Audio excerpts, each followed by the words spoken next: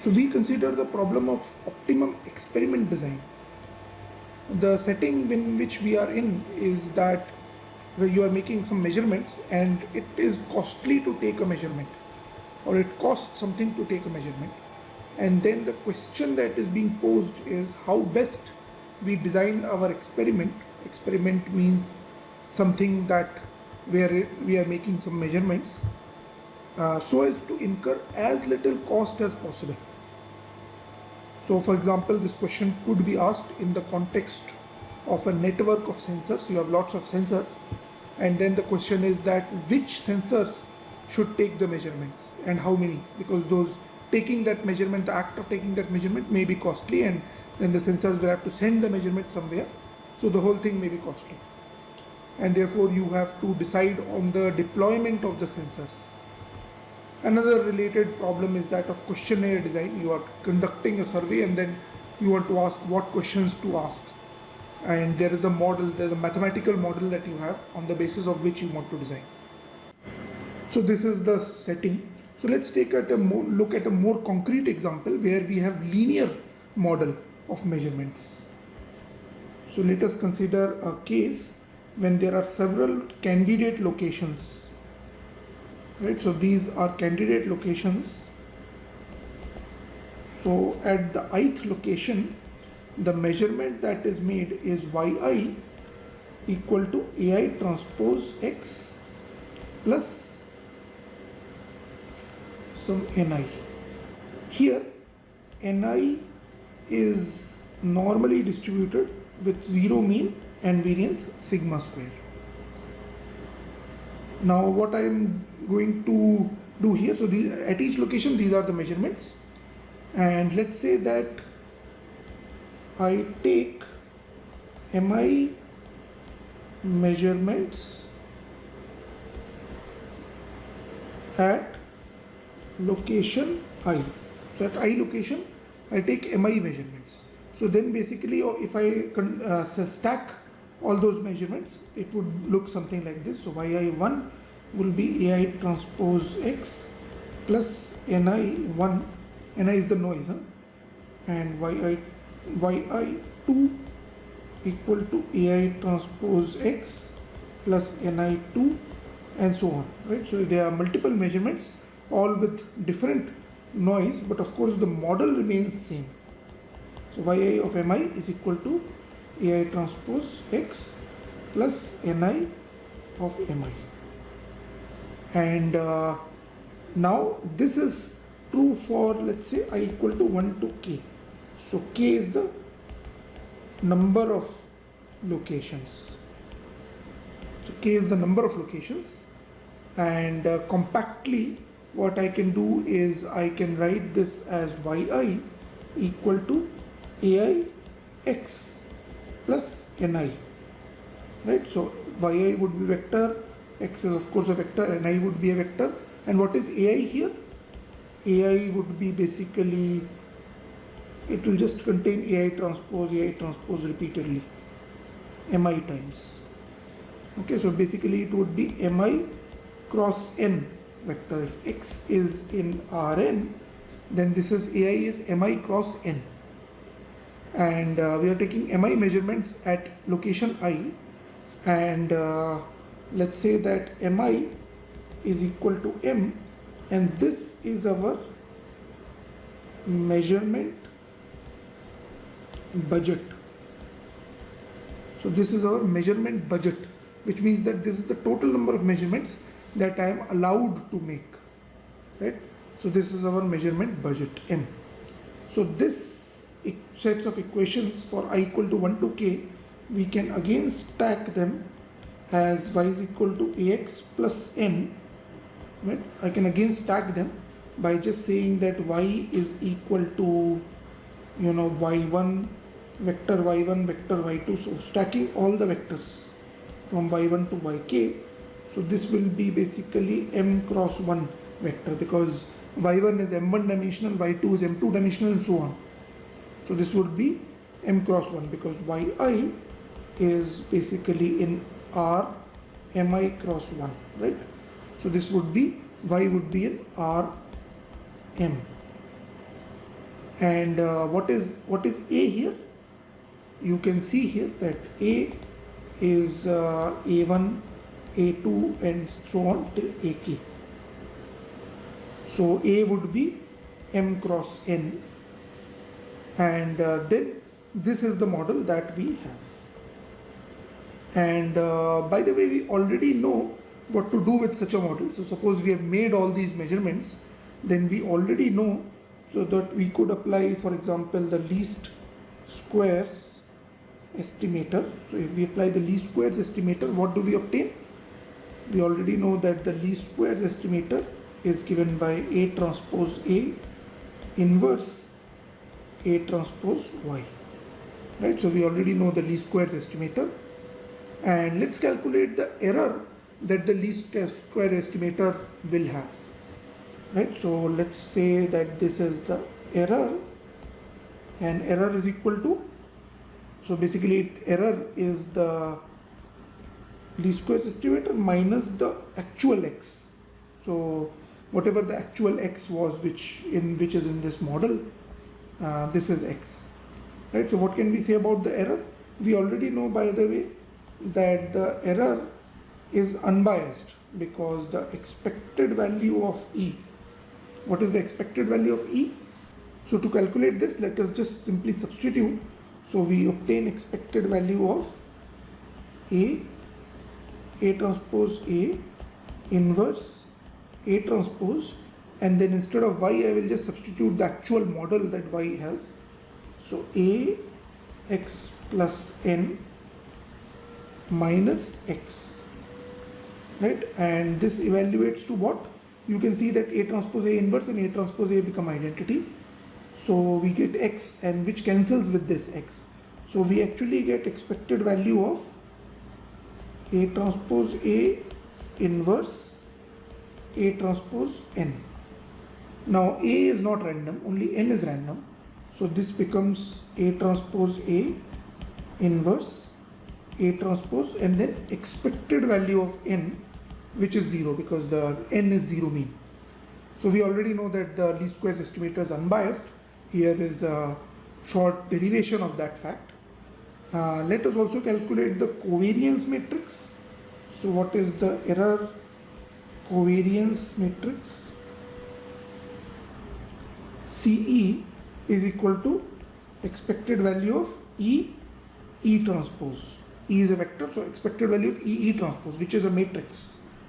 So this is equal to expected value of x hat minus x and x hat minus x transpose, right? So this is this quantity, and now it is just a matter of substituting it and calculating this, and realize that expected value of n transpose is what?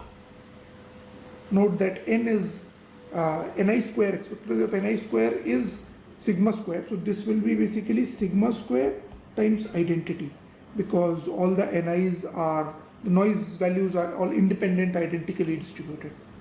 So this will be sigma square identity.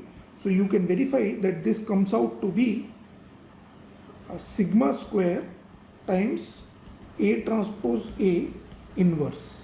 So this comes out to be sigma square times A transpose A inverse. And given that this is our A, what is this quantity? So this is actually equal to sigma square times summation over I equal to 1 to k AI transpose AI inverse, right? So A transpose A, I have written it as summation over I AI transpose AI. So please verify this. In fact, we can also write it as sigma square times, we can further expand AI. So I equal to 1 to k and mi times AI transpose. Remember that AI is a vector, column vector, so AI transpose would be a matrix. So this is a sum of several matrices, right? So this is the error covariance matrix. So now we are ready to formulate the problem. So these MIs are our optimization variables, because These are basically saying that the number of measurements that are being made at a location I. So these are our optimization variables. So we want to ask the question, how many measurements at location I. So this is the question that we want to ask. So therefore mi are our optimization variables, and m is the budget. So basically we would formulate a problem which is something like this. It would basically depend on error. Now, error is characterized by the covariance matrix. So it would be some function of the covariance matrix. So some function of CE, which is the covariance matrix, and then we would have summation of mi equal to m, because I is the number of locations, so this is the total budget, and of course we would require mi to be some kind of integer, in fact positive integer. So this is our basic skeleton of the problem. Now we have to do a lot of things here in order to get it into the form in which we can solve it. This is an integer programming problem. We can obviously not solve it so easily. So the first step that we can do is that we could do the relaxation. So what we could say is that m is large. So suppose that m is large, then we can define lambda I equal to mi by m. If we say that lambda I is equal to mi by m, then you can observe that summation of lambda I is required to be 1. So this constraint that summation of mi equal to m now translates to summation of lambda I equal to 1. And what else we can say? We know that lambda I is between 0 and 1. So lambda is between 0 and 1 adds up to 1. And instead of saying that lambda I belongs to integer multiples of 1 by m, we can instead relax it. So relaxation comes here. We can relax it and say that lambda I belongs to R. So lambda I can be really any number and it need not be a multiple of 1 by m. So that is the relaxation part. Right? So this would basically allow us to write the covariance matrix as m sigma square summation I equal to 1 to k lambda I ai transpose. So basically lambda I is saying what is the fraction of measurements that you have to take at location I. Instead of the total number of measurements, it is saying what is the fraction of measurements that we are taking. Basically once you find, suppose that we say that lambda I star is the optimum, then we can find the mi star by multiplying lambda I with m and then rounding this number. So if we round lambda I by m, we would get some integer, and this would not be exactly the solution because the exact solution is actually lambda I star, which is not necessarily a multiple of 1 by m. So this is not exact, but anyway it could be like, it could be off by plus minus 1. So almost accurate for large m. So if m is sufficiently large, plus minus 1 measurements at all the location doesn't matter. It is because m is, let's say, 10,000, then one plus minus 1 measurements at each location is not very important. Okay, so this step 1 is done. We have relaxed the problem. Now it has become at least a real valued optimization variable, and it is a problem. And now we need to do the second step. So the second step is the choice of f. So what is the f that we should choose? What is a function of the covariance matrix that we should consider in order to make sure that we are getting something? So let's look at several choices here. Several choices are there. So observe, for example, that the ej, the jth entry of x, is xj hat minus xj, right? So the jth entry of ej is the xj hat minus ej, and the variance of ej, right? So we had the covariance matrix. The variance of ej is the jth entry. So along the diagonal we have the variance elements. Along of the diagonal we have covariance between different elements, and along the diagonal we have the variance of the error. So one possible option to minimize is the mean square error. So the mean square error, or MSE, is given by the total variance that all these errors have. So j equal to 1 to n. So there are n elements, by the way, n, and then CE of jj. So this would be the mean square error. This will basically be, you'd look at the error in each entry of x and then calculate its variance and sum them all up, right? So just ignore the correlation between the entries, the error in the entries of x, and just look at their variance, right? This can also, by the way, be written as trace of CE, right? So this is called, this is also the average error. So this is called the A optimality. So A optimality criteria, you can say, A optimality criteria, right? And this would basically involve minimize, trace of CE, and then we already had that summation of lambda I equal to 1, lambda I is greater than equal to 0. So these are our other two constraints. By the way, we can just a little bit put it in the proper notation. So we can define A of lambda as summation of, we want to define it in linear combination of several matrices. So lambda I, AI transpose. So let this be called A of lambda, right? So this is a linear matrix function, right? We have already seen this.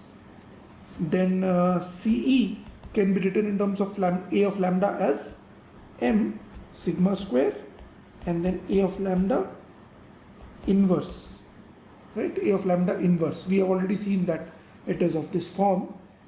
So our A optimality design problem is minimize trace of A of lambda inverse subject to summation lambda I equal to 1 and lambda I greater than equal to 0.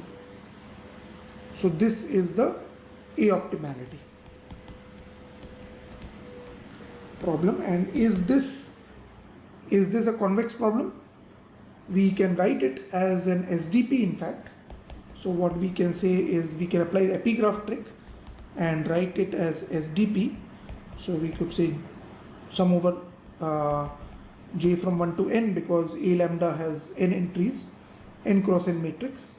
So lambda comma t, we minimize with respect to lambda comma t, and then we have A lambda of jj less than equal to tj. Sorry, A lambda inverse, the jjth element of A lambda inverse, which is the covariance matrix, and then 1 transpose lambda equal to 1 and lambda greater than equal to 0. And what about this constraint? What can we do with this constraint? So let us define Hj as a matrix of this form, so vector of this form. So it has 1 at the jth location and 0 everywhere else. So if we define Hj like this, then you can see that this constraint can be written as Hj transpose A lambda inverse Hj less than equal to Tj. And if you remember, this is just direct application of Schur's complement, and in fact using Schur's complement you can write it as A lambda Hj transpose Tj, and we require this to be PSD, right? So this is now our modified problem. So modified problem is minimize 1 transpose T with respect to lambda T, and then the LMI constraint is that HJ transpose TJ PSD, and then we have 1 transpose lambda equal to 1, and lambda entries of lambda are non-negative. Note that this is a LMI constraint. Right? So this is a proper convex problem, it's a SDP. So this was the A optimality design problem. Along similar lines, we can have an E optimality criteria. So we could focus, instead of MSE, we could focus on something else. So suppose that goal is to evaluate C transpose X hat, right? So instead of actually using X as it is, our goal was actually to evaluate some linear combination of C, and that's what is being used. And what we want to instead do is to make sure that the error incurred in this C transpose X hat, which is, you can think of it as a prediction, right? This is a prediction of something. So whatever measurements you are making, you are measuring something, and then using those measurements, using those estimates, you want to predict something, and that prediction is given by C transpose X hat. So suppose that the goal is to evaluate C transpose X hat for some C, and without loss of generality, let's assume that norm of this C is equal to 1. Whatever it is, you can just scale it and say that norm of C is equal to 1. So this would allow us to formulate our E optimality problem. So in this case, the function of the covariance matrix would be maximum over norm of C equal to 1, variance of C transpose X hat. Right, so I'm calculating variance of C transpose X hat, and I'm looking at the worst case variance that occurs for any choice of C which is unit norm. We are given that C is unit norm, so I'm choosing the worst possible C which would maximize this variance, and that is the one that I will be minimizing. Now what is this quantity, by the way? What is this quantity? What is variance of C transpose X hat? First of all, the variance of C transpose X hat is C transpose CE C. This is the variance, it is a number. So what is maximum of this subject to C, norm of C equal to 1? We already know this. This is the lambda max of C. It's the maximum eigenvalue of CE. And therefore, our problem becomes minimize lambda max of A lambda inverse. A lambda inverse, remember, was the CE, was proportional to CE. There are also M and sigma square terms, I've ignored them. And 1 transpose lambda equal to 1, lambda is greater than or equal to 0. And we have already seen what kind of problem this is. This is also can be expressed as an LMI. In fact, this is equivalent to, we can say we are minimizing 1 over T, or we are maximizing T, and then the constraint would be A lambda is greater than or equal to Ti. A lambda is more positive semi-definite than Ti. And 1 transpose lambda equal to 1, lambda is non-negative. So this is now our LMI constraint. So now we are seeing a different problem, completely different from A optimality. Instead of minimizing the average mean square error, now we are minimizing the maximum eigenvalue of the covariance matrix. And then finally, there is also the D optimality.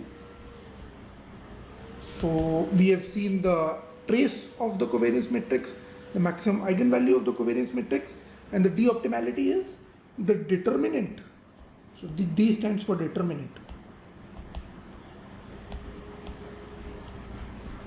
So the determinant of CE, and instead of considering determinant, we can consider the log determinant. So the problem would be minimize log determinant of A lambda inverse and subject to 1 transpose lambda equal to 1, lambda greater than equal to 0. Right, so this would be the d-optimality problem. I hope we have already seen that log determinant of A lambda is actually a concave function, right? So this is the objective function here is nothing but minus log determinant of A lambda, which is a convex function. So we have seen now 3 formulations, and all 3 formulations are different from each other: A optimality, E optimality and D optimality, and they are focusing at different things, and all 3 are interestingly convex, and that is our design, that is by design. So we are choosing objectives which are actually convex, which can be expressed in convex form, because if we choose an objective which is non-convex, we will not be able to solve it easily, right? So we are looking only at convex ones. There may be practical motivation for some non-convex objectives also, and there do exist such objectives, but let's say for the purpose of this class we'll only look at these 3. So that is all our discussion about the various optimum experiment design problems. Now we have formulated 3 problems. Now next task for us is to actually try to understand them, and we know how to understand optimization problems. We try to take their duals, so we will do that.